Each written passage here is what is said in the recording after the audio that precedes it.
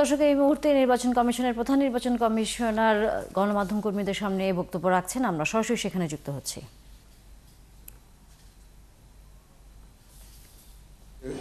আমি বারবার একাধিকবার বলেছি এটা, যে মাঠে যে এতগুলো লোক কাজ করে একটা গিভেন টাইমের মধ্যে যে তারা যে কাজটা শেষ করেছে, ঠিক একই স্পিডে তারা কিন্তু আমাদের ভোটের প্রস্তুতির কাজটা এগিয়ে নিচ্ছে।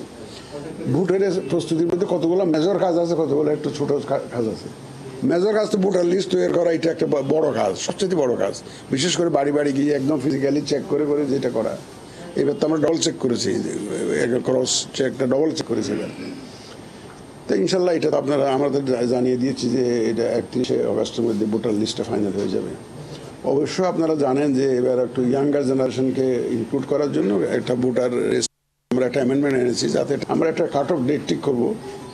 ওই ডেট পর্যন্ত যারা নর্মালি তো ওই 1 জানুয়ারিতে যারা 18 বছর হয়, তাদের এখন 1 জানুয়ারি ডিসেম্বর মধ্যে হলে তো বাদ পড়ে যাবে, ওরা ফেব্রুয়ারিতে ভোট হলে। তো তা যাতে মোটামুটি যাদের বিশাল সংখ্যা যাতে তাদেরকে আমরা অন্তর্ভুক্ত করতে পারি, এই জন্য আমরা আইনের প্রয়োজনীয় সংশোধনী নিয়ে এসছি। তো আশা করি ইনশাল্লাহ ইয়াঙ্গার জেনারেশনকে আমরা এখানে ইনক্লুড করতে পারবো। কমিশন হয়েছে, বিশেষ করে ইলেকট্রিক্যাল রিফর্মস কমিশন হয়েছে।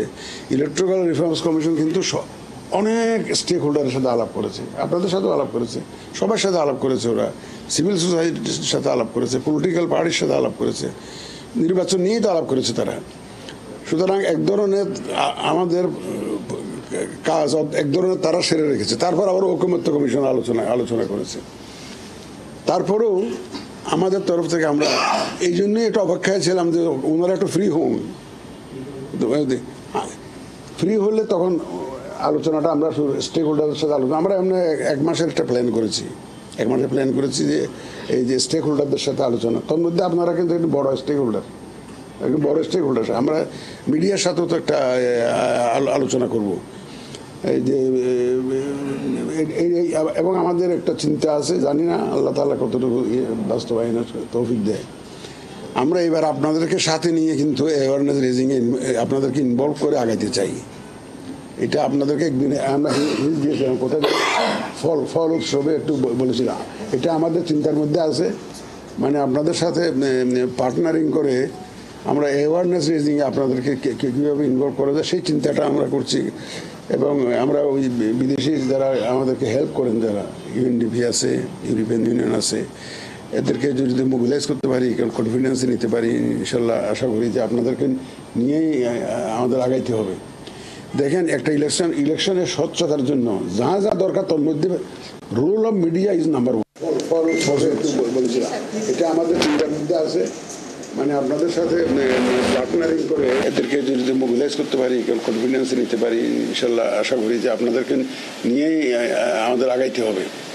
দেখেন, একটা ইলেকশনের স্বচ্ছতার জন্য যা যা দরকার এই জাতি এটা এই দেশবাসী এটা জানতে পারবে।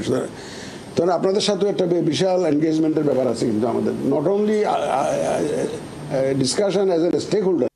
আমাদের চেষ্টার কোনো ঘাটতি আছে কিনা এটা দেখুক, আমরা সেটা চাই। লুকায় এখনো কাজ করতে চাই না।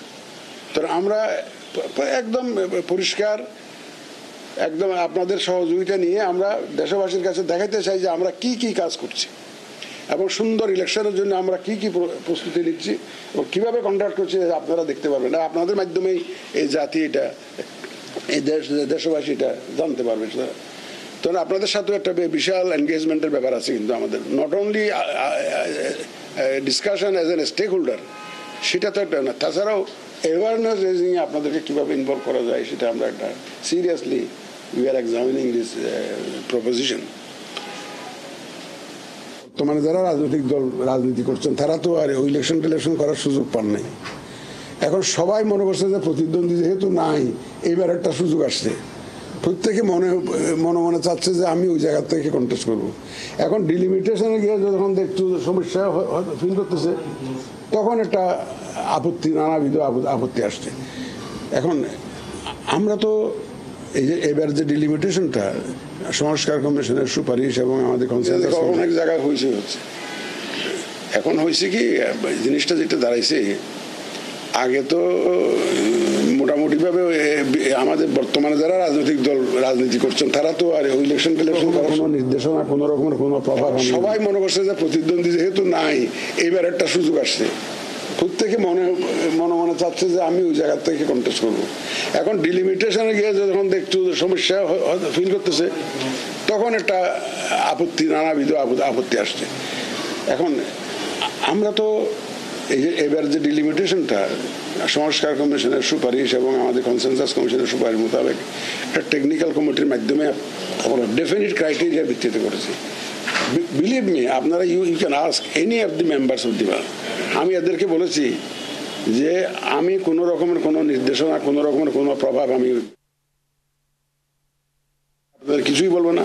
আপনারা একটা নীতিমালা ঠিক করেন, কি নীতিমালার ভিত্তিতে কনস্টিটিউয়েন্সি ডিলিমিটেশনটা করবেন and follow that principle. সেই প্রিন্সিপালটা ফলো ইমপ্রেস।